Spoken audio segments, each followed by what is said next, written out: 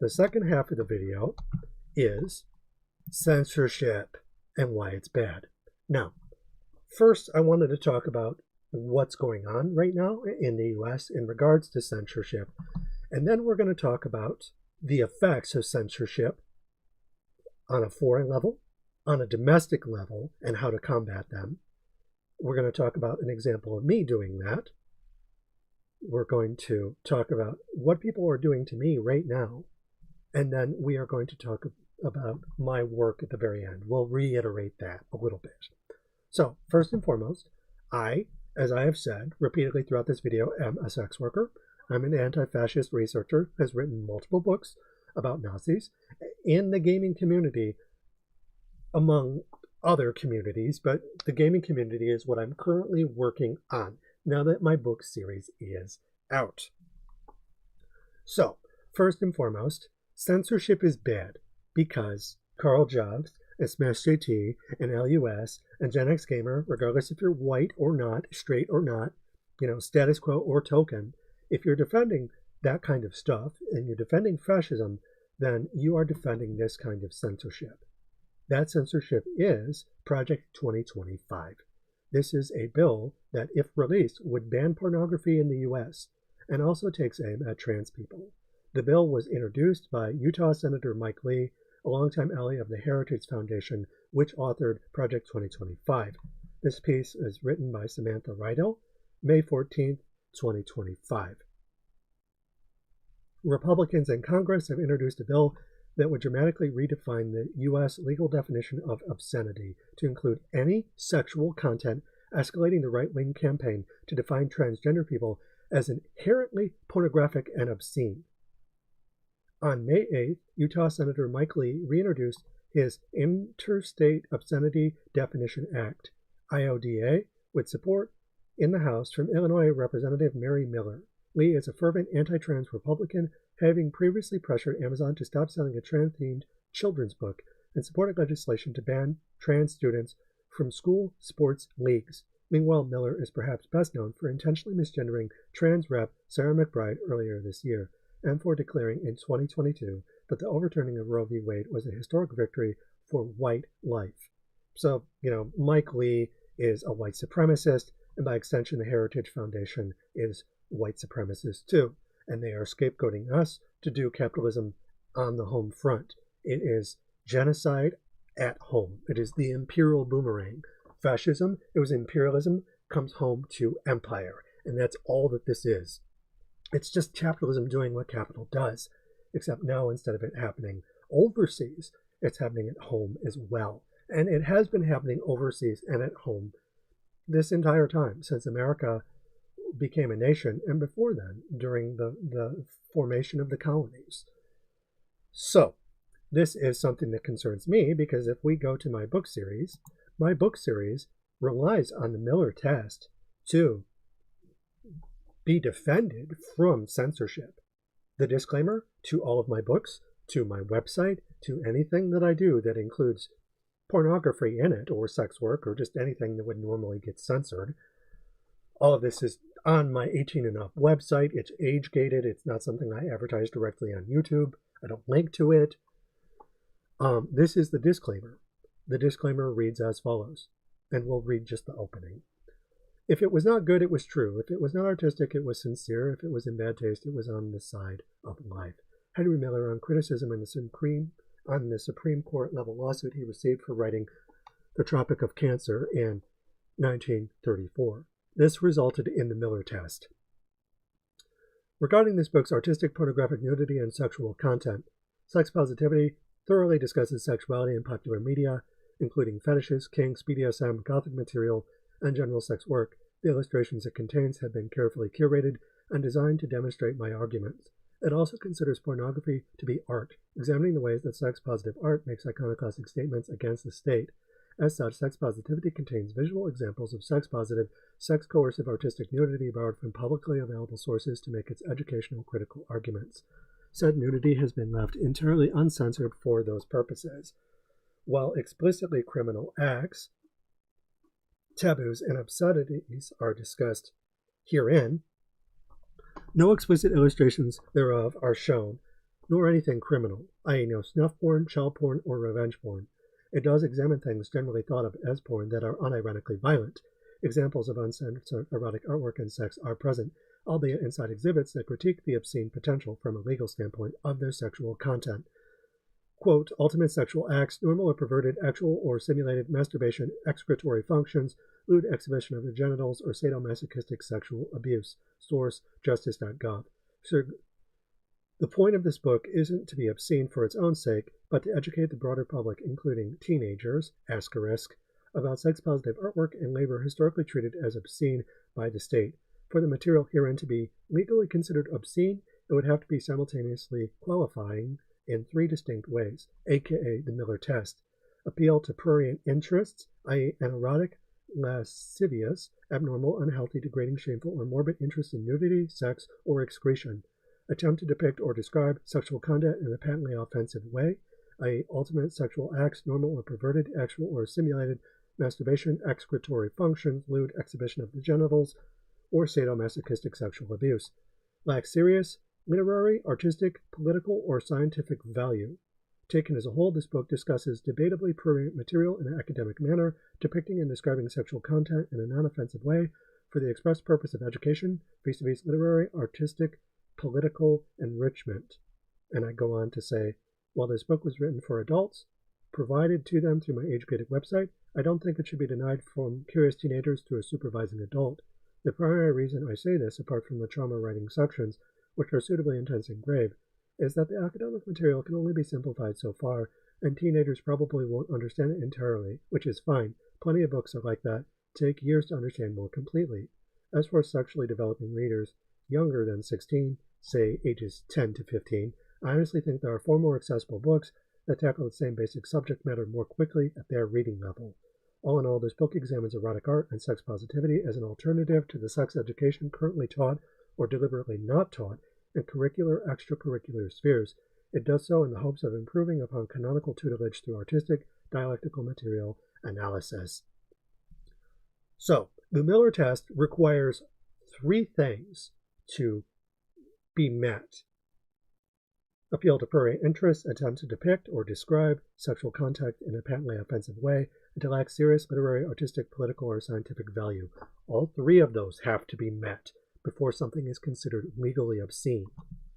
By comparison, the Interstate Obscenity Definition Act is something that will define obscenity to include any sexual content at all.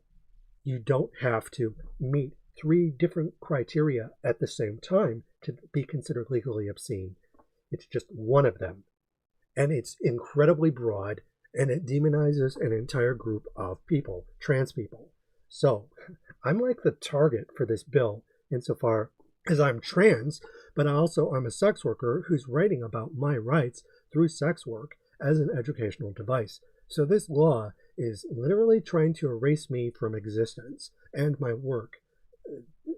Over a decade worth of research and writing since 2022.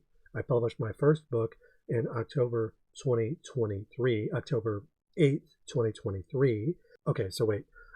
One book in 2023, 3 books in 2024, and 2 books in 2025. So 3 books altogether. This bill would make it illegal for me to feature my work from a website that's hosted in the United States. So it's like I have to find a way to deal with that now. And I am under attack. I'm the one being censored. Not the people who are saying white genocide. Not the people who are defending curl jobs. Not the people who are willing to defend pedophiles. But me. I'm the one who's being attacked. I'm the one who's being gatekept. And I'm not going to tokenize. But furthermore, and this brings us to why this censorship is bad. And there's 2 basic things that I wanted to address. And then we'll close the video by talking about what we can do about it. So, first, censorship is something that is bad on a foreign level. Genocide is occurring overseas in Gaza to the degree that it is common knowledge that a genocide is being live streamed right now by the Israelis. They have closed the Gazans in, and they are starving them to death and killing them en masse. And everywhere around the world, in regards to the ICJ and various humanitarian organizations that have a classically liberal function, are now recognizing officially that this is irrefutably a genocide. And it is happening on television right now. If you go to this video by Hassan Piker, 15 hours ago, it is recognized by the world at large that a genocide is occurring in Gaza. And these are the people that waited to recognize it. No one saw this coming. Liberals are shocked to find Israel is genociding Gaza.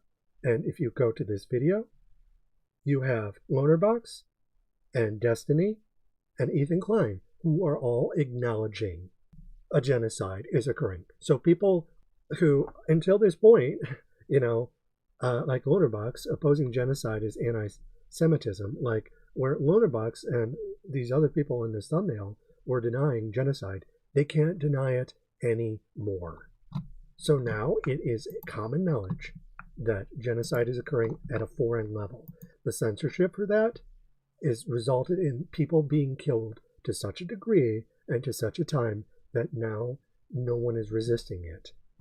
We need to talk about it. We need to acknowledge that it is happening because it's going to affect people at home. And if you don't believe me about that, that's where you're wrong. Remember this, a bill that's targeting pornography in the U.S. that also takes an aim at trans people? Well, I got news for you. This will affect everyone across both sides of the political aisle, regardless if you're straight or gay, regardless if you're white or non-white, regardless of what religion you worship or if you're atheist, regardless if you're a Democrat or a conservative. You will be affected by this. They can go after you for anything. You're not going to be able to consume porn, period. It will be illegal. And this is happening right now. A model of mine told me on Fansly, for instance, the algorithm is raking and scrubbing anyone who shows pictures of nude images. And these corporations are getting ahead of this and anticipating that no one is going to challenge this. Porn will disappear, but also you will be controlled. Regardless if you're a man or a woman, you will be controlled. You will not be allowed to do this. And they'll selectively punish it. Something called joy divisions, where Nazis would literally pimp out concentration camps and whore the people inside and force them to do sex work. The Nazis were sleeping with the people in these concentration camps. That's what the United States is going to become. What is happening in Gaza will happen in the United States. This will not keep you safe. And I've been trying to say this entire time to LUS, to Gen X, and anyone else who will listen, it's not just me. You can't just say, you know what, let's just let it happen to the sex workers. It's going to happen to people who consume sex work, which is just about everyone on the face of the planet, except for ace people. And even ace people consume sex work because they can still just talk about it. They might watch a horror movie. They might look at someone and be like, I don't respond sexually to this, but they got nice tits or something like that. It's like it's a gradient, okay? But this law from Project 2025 will affect everyone. It will be an unprecedented, unmitigated disaster, and it will basically affect everyone in a way that is being foreshadowed right now in Gaza. The people that you're saying who are leading to white genocide, people like me, are not the enemy. The state is the enemy. And if you don't believe me, just look at this video by Happy Pancake, where they talk about ICE is the new Gestapo. Unlawful, unjust, un-American. And they talk about ICE and how ICE is the new Gestapo. Like they say, we're not Nazis, we're just following orders. ICE. ICE is colonizing the imperial core and dividing it up. This will not just stop with trans people like me. It will not stop with sex workers. It won't stop with any minority that you could think of who's currently being attacked. This is a police state, and it is radicalizing through a paramilitary organization that has been given unlimited jurisdiction by the powers that be. Donald Trump is the same thing as Hitler, and he will come after us, and then he will come after you. You are not safe any more than we are. They'll just save you for last. So in regards to that, there's a video here where Happy Pancake is talking about it. I don't necessarily want to watch the entire thing, but I do want to talk about our rights. And specifically, Happy Pancake talks about that. And I wanted to watch that portion of the video.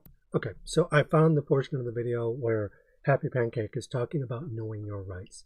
And this is very important. So I wanted to include it. And they also, in the video description, give Your Rights with ICE, ACLU.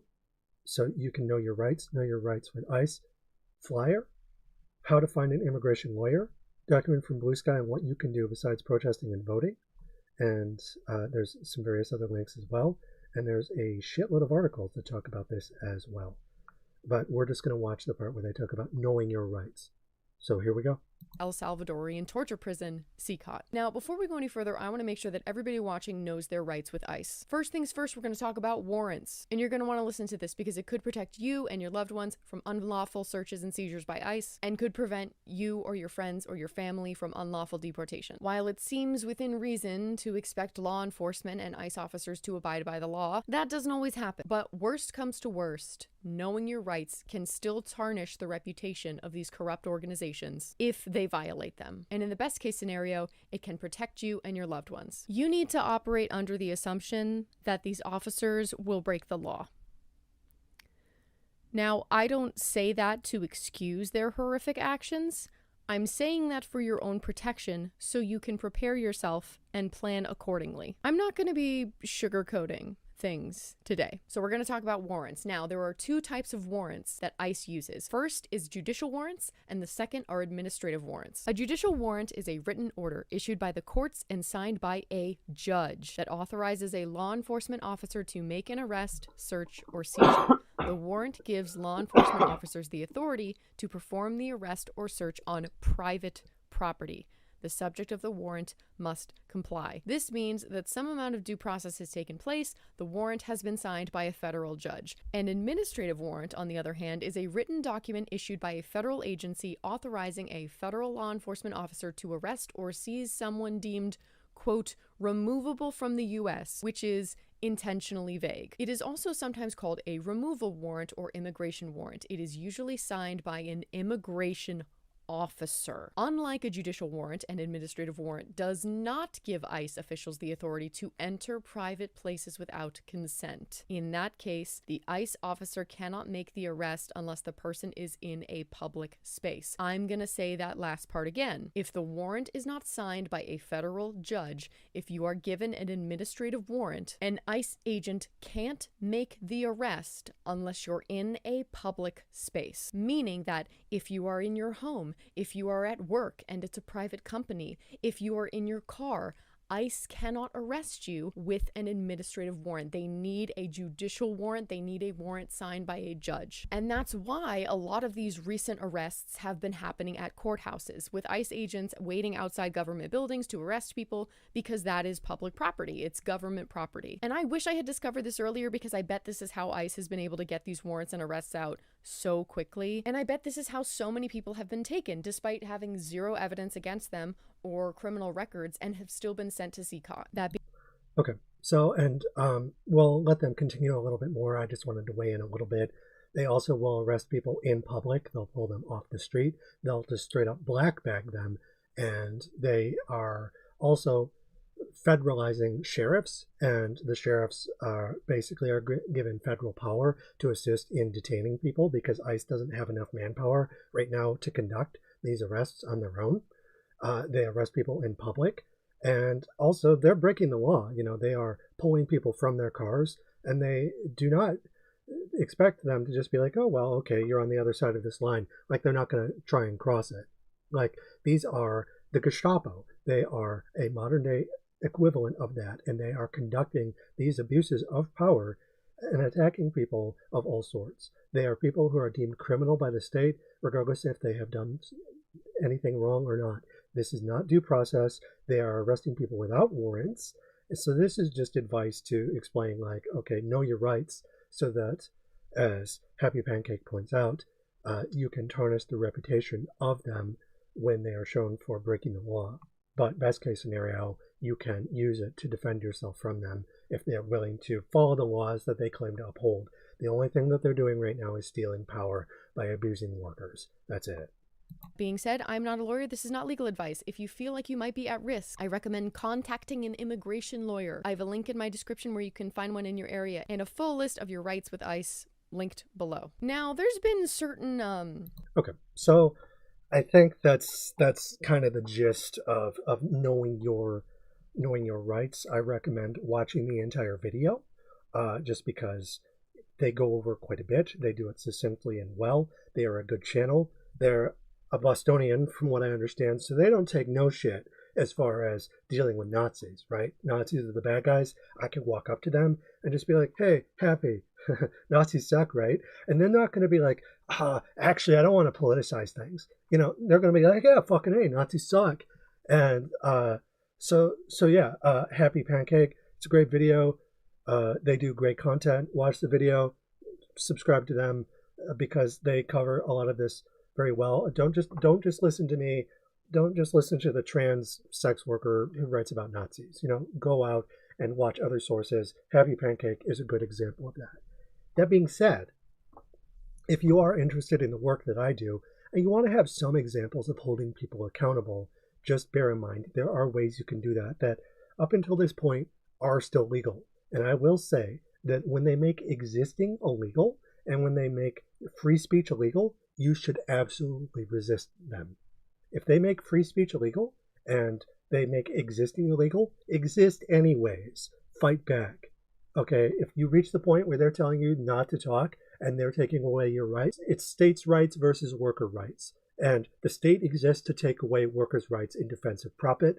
Workers exist to take away states' rights in defense of degrowth, in defense of workers, animals, and nature. The state rapes by design, and workers can assist or challenge that. So how do you challenge it? In ways that at the current moment in time are still legal, but that may not be the case. Well, for instance, you could write a piece.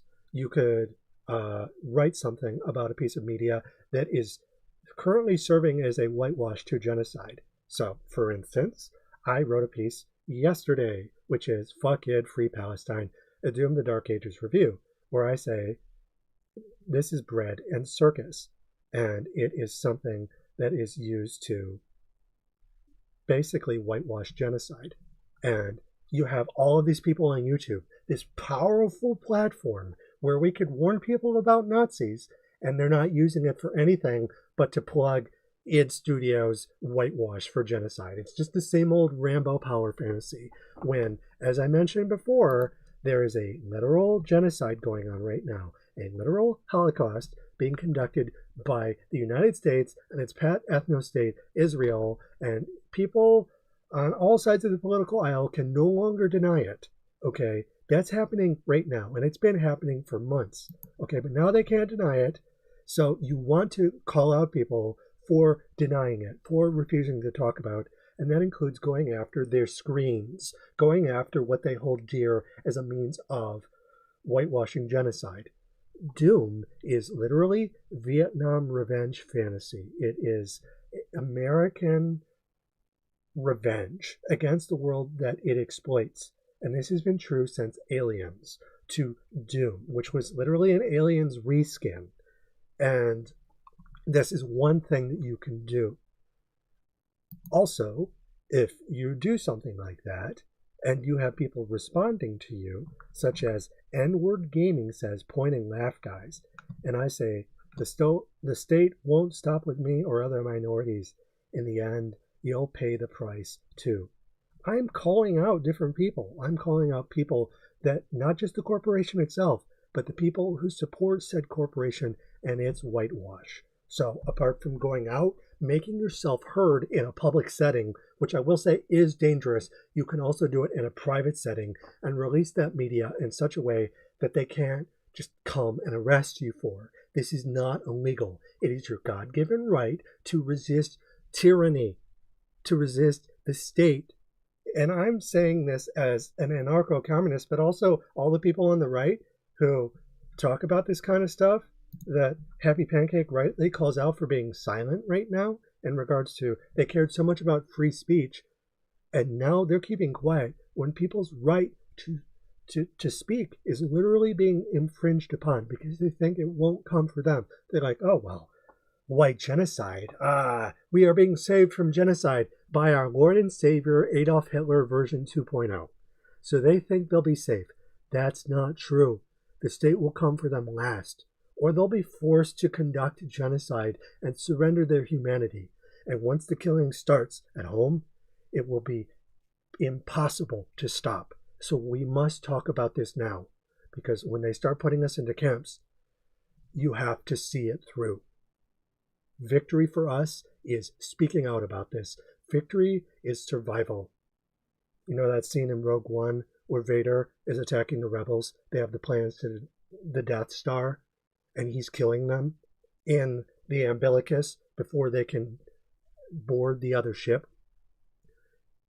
They're trying to build the Death Star right now at home. They're pointing a big fucking laser.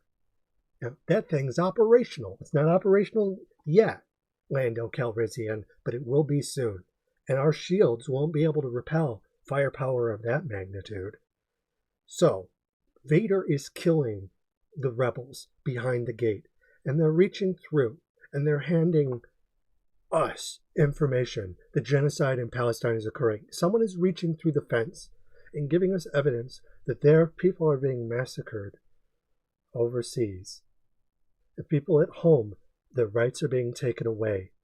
The Gestapo are here, and they are taking away people's rights. They're arresting mayors, they're arresting judges, they're arresting people who protest, who fight back. Segregation is no defense. Silence is no defense. Silence is genocide. They'll come for me, and they'll come for you in the end, if you're not loyal. And everything, the Inquisition will turn in on itself. You must fight them now. You must stop it now before it gets any worse, because it will get worse if you do nothing, if you keep quiet, or if you help in aiding corporations that uphold the status quo, if you defend people who uphold the status quo. It doesn't just have to be Karl Jobs. It could be anyone.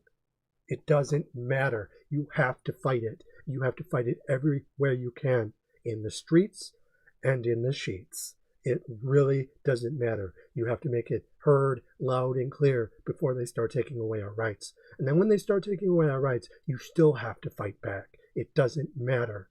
You have to protest. That's what people did during the American Revolutionary War, right? So if it's okay to resist, I don't know, a British monarch who's taking away your rights, then it's okay to fight back against Donald fucking Trump and American neoliberals, people who know exactly what they're doing as far as this goes. You have to fight them. We are fighting for a world that we will never see. We are fighting for a victory that will not come in our lifetimes. But if we do nothing, our lives will get worse. They'll get worse anyways, but they'll get even fucking worse if we do nothing. The worst case scenario will come to pass, and it will be too late. So we must do something now. So when someone reaches through the door and says, take it, before Darth Vader stabs them in the back with a lightsaber, and they give us the plans to the Death Star, what you're supposed to do is take the fucking plans and then send it to the people who can put an end to this. And that is us. We are the revolution. We are fighting against empire. Empire is here. We live in the imperial core. It's a police state. They're coming for me and they'll come for you. You're either with the rebellion or you're against it. You're either for the state or you're against it. Now is the time not to be idle or quiet, but to fight back in every way you can. Never surrender. Never give up. Because the moment you do, they win. Then the empire has already won. You must face them and you must fight them. You will fight them everywhere you can, on and off stage, including in the streets of imagination, on the stages where stories are told, in media, but also about media. And when people point the finger and laugh at us, remind them what price they are paying for the Judas refrain. They take state pay, they're the Judas. And in the end, they'll die too. Because the state will fall apart. It will eat itself. It historically does. Fascism is not the empire that lasted 1,000 years. The Third Reich lasted for 12, and then it fell apart. We have to prevent fascism from happening. It's already here. We have to stop it from taking hold any more than it has.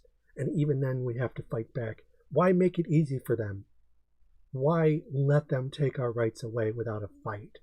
Fight them. Don't give up. Now is not the time to be meek.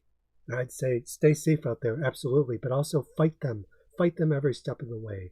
Don't give them an inch, because if you do, they'll take a mile. And right now, they're coming for your rights. They're coming for your rights. They're coming for the rights of your friends, for your wives, your husbands, your spouses, your partners, your significant others, your children. All you know and hold dear, they will destroy. And all that will remain is a cruel joke of the idea of freedom, of the idea of happiness. All will become a distant memory in the yoke of empire. You must fight back. And that's the end. I don't have anything else to say except that if you want to, you can learn more about the work that I do by going to my promo and reading my book, Gothic Communism. You can see the work that I do and what my friends do. The link is here in my channel description. At the moment, it's still legal to post, so I'm going to keep posting it. You can go there and find out more about what I do. Again, please follow Happy Pancake, and you can follow coverage in regards to the genocide by following people like Hassan Piker. Not just me, but again, follow the link to see my work, and I'll have other links in the description as well. That's the video. Sorry it's a downer, but the time for silence has passed, and we must speak out about this. Stay safe out there while fighting ICE. Stay safe out there while fighting the state that's taking away our rights. It's our rights or their rights. They can't coexist. So, I'll see you out there, comrades. Until then, stay safe and take care.